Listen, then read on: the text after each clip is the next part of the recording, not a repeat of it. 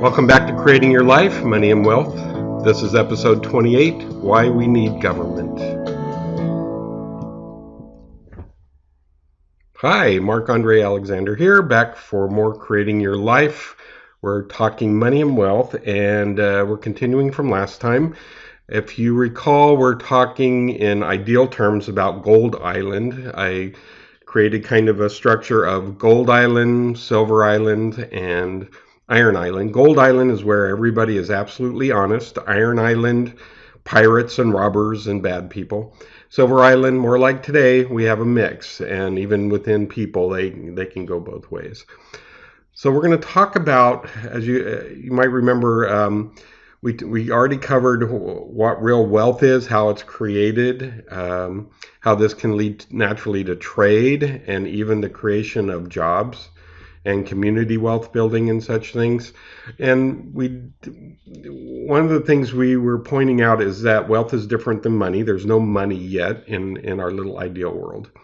But there is a problem, especially if people from Iron Island decide to pay a visit to Gold Island.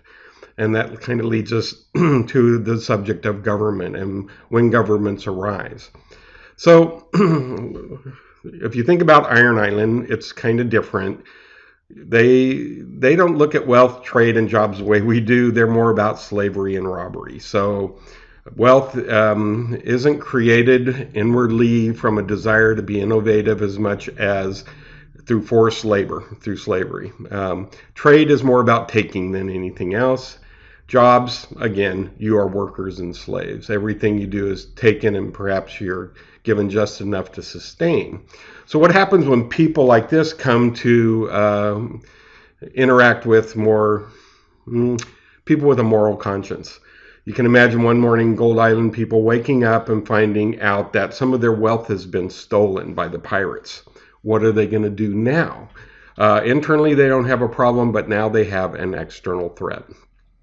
So government comes into play, and it's important to understand why at this point government would come in. There's two types of institutions, and it's important to be very clear about the differences. Business is about being free to choose. If you call something a business, if you call something free trade, it only works when they're free to choose. Government is always about force. The reason why government exists is to apply force. On Iron Island, there's no real government except the threat of force, so might makes right is the way government works there. On Gold Island, everybody has a moral conscience, so government isn't needed. But when there's an external threat, the situation can change. There's two ways of governing. One is internal and one is external. So the people on Gold Island, they have kind of internal governments through their moral conscience. If you have an ideal world where everybody has a moral conscience and acts accordingly and has integrity, there's no need for laws. People behave appropriately.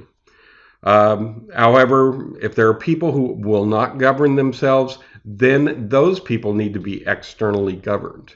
So either we govern ourselves or we need to be governed. In a culture where you have people who are not willing to govern themselves, then you need something to take the place of their own otherwise internal moral conscience. They have to have some external force applied, and that's where government comes in. So this is the first legitimate function of government, to protect citizens, their wealth, and their ability to have choice. If you're talking about a world of democracy, of freedom, then government's job is to protect people so that they can continue to generate wealth, have choice, have free trade, and have some sense of security within that. So here's the kind of way it lays out, the span from a healthy moral conscience, as it would be fully on Gold Island, all the way to a lack of moral conscience, as it would be on Iron Island, and then an in-between state of Silver Island, which we'll talk more about later. Right now we're talking more about the ideal state of Gold Island.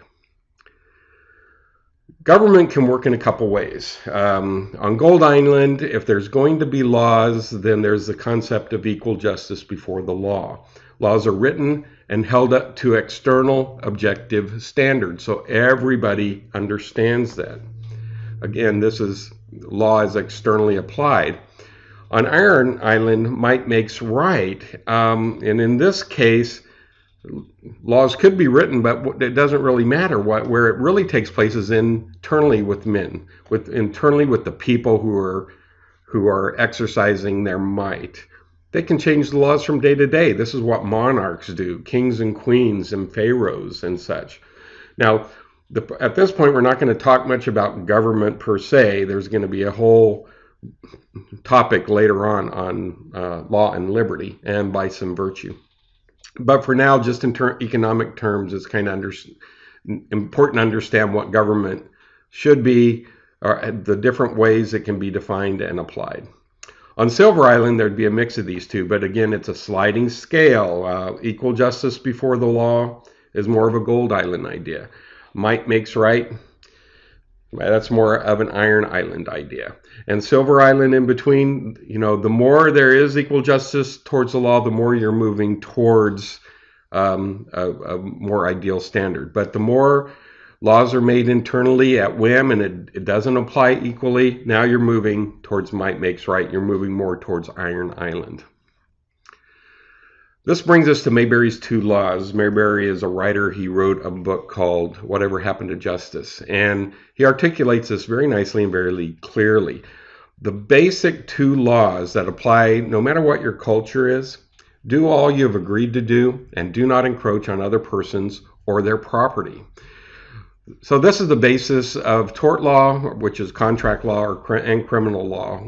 Contract law: do all you have agreed to do. Do not encroach on other persons or other property, criminal law. So what do they do on Gold Island when somebody comes over there and robs them? They would designate certain people on the island to be paid guardians. So up until this point, people on Gold Island did what they want in terms of creating wealth, engaging in free trade, living a more productive and growing life. But now there's a threat, and they need some people to become specialists in helping with that threat. So the guardians, what their job is to protect the community and its wealth, and to make sure people can preserve their freedom to choose in this kind of environment. They do not generate wealth themselves now. They've been asked to step aside from wealth generating activities and to engage in something else that can preserve this wealth creation and this ability to have a free society. They have their needs met by the people who do create wealth. So the people who create wealth have to get together somehow and support these guardians. And this gets into taxation, which will be the next episode. Government, remember, can't create wealth. If it could, there'd be no need for taxes. So government to exist, it depends on wealth creators to exist. Either through force, as on Iron Island, if we're going to have a government, everybody pays their, we rob from you and we support ourselves. But if it's going to be Gold Island, it has to be through free choice. And people will then choose to help the guardians survive and thrive so that they can be good protectors. So in the next episode, we're going to talk about government and taxes. We'll take it a little further. In the meantime, I have a book, Money and Wealth, What You Should Have Learned as a Teen, Book 2, which is on Amazon.com.